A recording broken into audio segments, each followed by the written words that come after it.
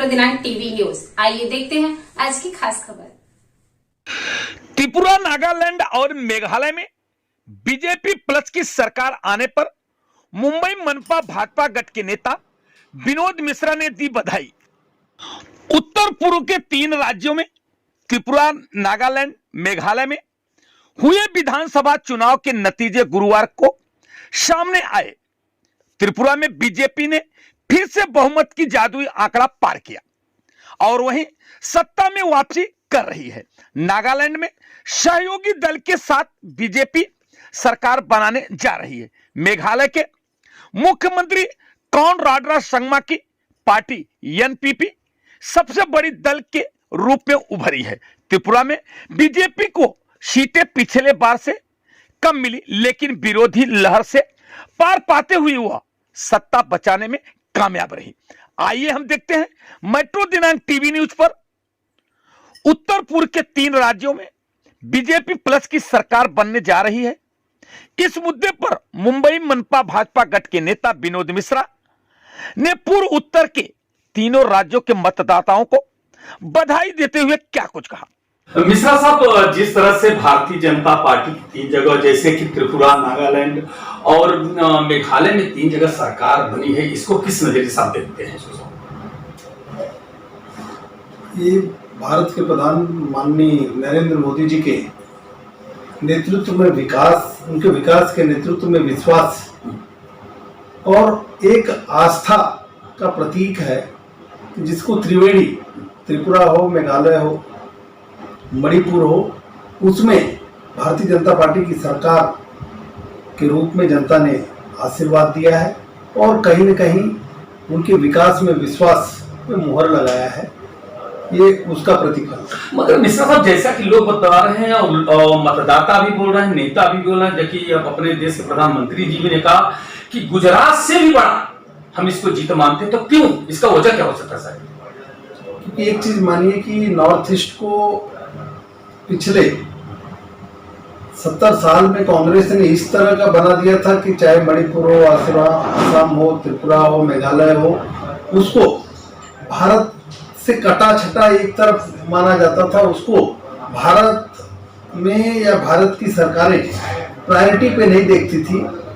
लेकिन जब से मोदी जी आए, बार बार आप देखे होंगे कि नॉर्थ ईस्ट में उनके दौरे रहे, दिवाली वहां पे मनाते रहे, दशहरा बार बार मनाते रहे, जिसकी वजह से वहां के लोगों में मोदी जी को लेकर के अपनापन, जो मोदी जी के दिल में है त्रिपुरा के लोगों को लेकर के रहा, उसकी वजह से ये गुजरात तो विकास की, विश्वास की, भारतीय जनता पार्टी की कर्म भूमि है।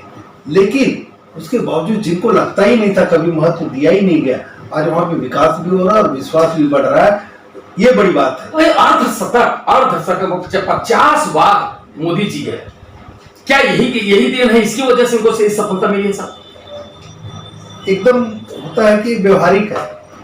अगर आप किसी के पास बार बार जाते हैं, उसके दुख में सुख में खड़े रहते हैं, उसके दुख को 70 साल में कांग्रेस ने वहां पे उनके दुख को नहीं समझा, उस पर सिर्फ वोट की राजनीति किया और उनके दुख को सिर्फ बढ़ाने को काम किया। मोदी जी ने 50 बार से भी ज्यादा जाकर के उनके दुख में शामिल होकर के उनका दुख कैसे सुख में बदलेगा, वो विकास के माध्यम से, चाहे रोड हो, रास्ते हो, हॉस्पिटल हो, मतलब घर घर, मतलब वहां पे मणिपुर में तो ऐसी स्कीम है कि अगर आप घर पे आके टेस्ट करते हैं और वहां के सीएम के सर्वर रूम से जुड़ जाता है और दवाई भी आ जाती है जरूरत के हिसाब से। अगर ऑपरेशन की जरूरत हो तो एम्बुलेंस जाती। इस तरह का विकास, व्यक्ति केंद्रित विकास माननीय मोदी जी ने किया, जिसका प्रतिफल है कि लोगों का विश्वास रहा और बड़े बहुमत से मोदी जी के नेतृत्व में वहां पे फिर से सरकार। क्या सर, जो त्रिपुरा में आपकी दोबारा सरकार बनी, जैसा कि लोग बोल रहे थे कि एक समय ऐसा तो कोई दिन में भी नहीं जाता, तो वहां लोग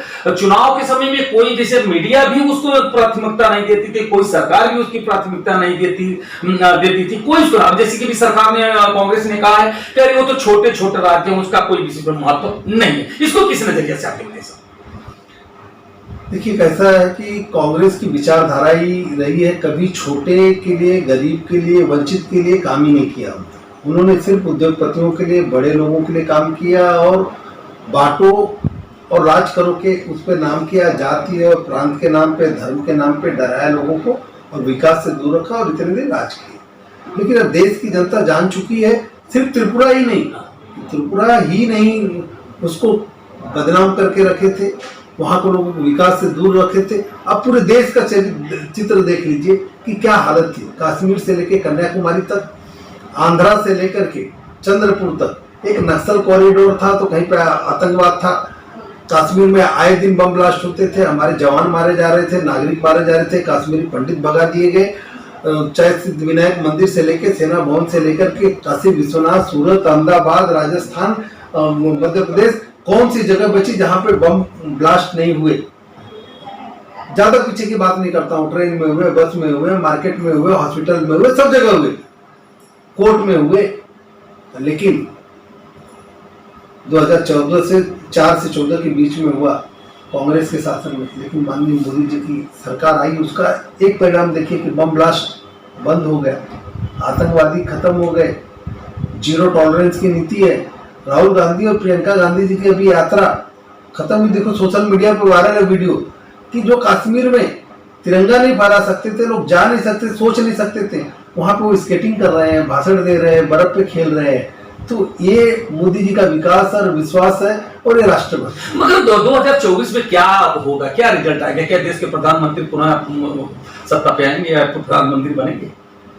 इसमें कोई मत ही नहीं है, कोई निर्विवाद और अजात शत्रु की तरह और विजयी होंगे माननीय मोदी जी।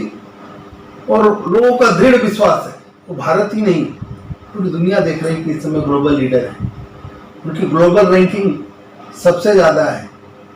और चुनौती किसकी है? कुछ लोग भारत जोड़ो के नाम पे जोड़ो की बात करते हैं, लेकिन साथ में कौन रहता है? शर्जील उस्मानी। नारे कौन से लगते हैं? भारत तेरे टुकड़े होंगे, पाकिस्तान जिंदाबाद। मतलब जब आप अपनी यात्रा में भारत के नारे नहीं लगवा पा रहे, तो ये लोग 2024 में चैलेंज लेंगे। देश की जनता जाग चुकी है, देश को विकास के साथ में जो सांस्कृतिक राष्ट्रवाद के साथ में देश माननीय मोदी जी के नेतृत्व में फिर 2024 में विजयी होगा।